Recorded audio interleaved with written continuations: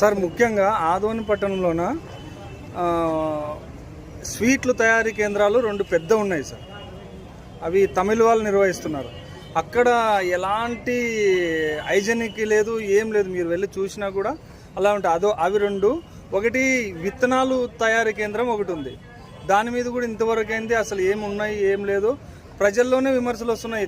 ఎందుకంటే ముఖ్యంగా ఇక్కడ రైతులు పత్తి విత్తనాలు కొనుగోలు చేసి లక్షల్లో మోసపోయి ప్రాణాలు తీసుకున్న వాళ్ళు అంటారు. దాని మీద కూడా ఇంతవరకు అయింది ఏం లేదు. దాని మీద ఏమైనా మీరు మా కమిటీ కంప్లైంట్స్ వచ్చినా రెస్పాండ్ చేస్తాము. సూమోటో కూడా మేము వెరిఫై చేయొచ్చు. సూమోటో మేము విజిట్ చేసి ఇప్పుడు మార్కెట్ యార్డ్ చూస్తాము.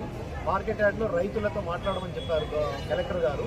రైతుల తూకాలు కొలతల్లో ఏదైనా మీడియేటర్స్ వాళ్ళని మోసం చేస్తున్నారా, కరెక్ట్గా గవర్నమెంట్ ఇచ్చే ఎంఎస్పీ వాళ్ళు ఇంప్లిమెంట్ చేస్తున్నారా లేదా, అప్లై అవుతుందా లేదా ఇవి చూడమన్నారు. ఖచ్చితంగా మార్కెట్ యార్డ్లో కూడా చూస్తాము. ఎవరైనా ఇంకా కాకుండా కంప్లైంట్స్ ఏమన్నా ఇచ్చినా కూడా చూస్తాం.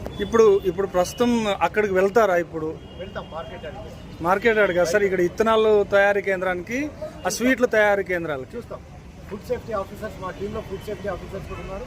ఇప్పటికే చాలా కేసులు ఫుడ్ సేఫ్టీ ఆఫీసర్ ఈ ఏరియాలో విజిట్ చేసి కేసెస్ నమోదు చేసి కలెక్టర్ గారి దగ్గర, జాయింట్ కలెక్టర్ గారి దగ్గర ప్రజెంట్ చేయడం జరిగింది. ఇంకా కూడా ఈ దాడులు కొనసాగుతున్నాయి. సార్ ఇప్పుడు మీరు హాస్పిటల్ సందర్శించిన హాస్పిటల్లోనే ఫుడ్ సక్రమంగా లేదు, సరైన నాణ్యత లేదు చూసాము. కోడిగుడ్లు చాలా చిన్న అండర్ వెయిట్మెంట్ ఉన్నాయి కోడిగుడ్లు.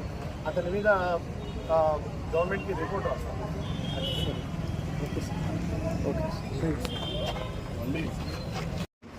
హాయ్ ఫ్రెండ్స్, ఈ వీడియో మీకు నచ్చినట్లయితే నా ఛానల్ని సబ్స్క్రైబ్ చేసుకోండి, లైక్ చేయండి, కామెంట్ చేయండి, ఏమైనా సూచనలు ఉంటే ఇవ్వండి.